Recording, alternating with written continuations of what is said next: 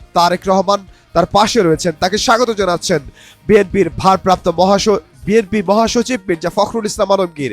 বিএনপির ভারপ্রাপ্ত চেয়ারম্যানকে স্বাগত জানালেন বিএনপির স্থায়ী কমিটির সদস্য মির্জা আব্বাস। বিএনপির ভারপ্রাপ্ত চেয়ারম্যানকে স্বাগত জানালেন বিএনপির স্থায়ী কমিটির সদস্য সালাউদ্দিন আহমদ। বিএনপির স্থায়ী কমিটির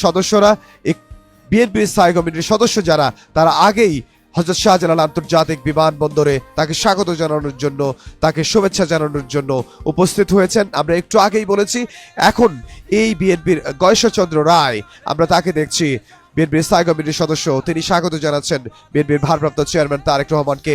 ডক্টর মঈন খান, তিনি স্বাগত জানাচ্ছেন বিএনপির স্থায়ী কমিটির সদস্য নজরুল ইসলাম খান, তিনি স্বাগত জানাচ্ছেন বিএনপির ভারপ্রাপ্ত চেয়ারম্যান জনাব তারেক রহমানকে।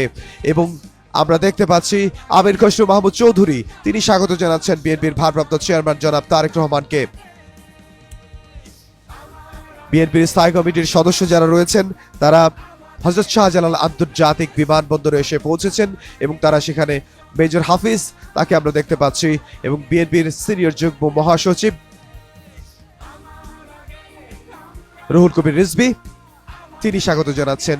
আমরা দেখেছি যারা রাজপথে ছিলেন, রাজপথের নেতৃবৃন্দ, বিএনপির স্থায়ী কমিটির সদস্য, তাদেরকে আমরা দেখতে পাচ্ছি বিএনপির ভারপ্রাপ্ত চেয়ারম্যান জনাব তারেক রহমান তাকে স্বাগত জানাচ্ছে, তার সঙ্গে করমর্দন করছেন।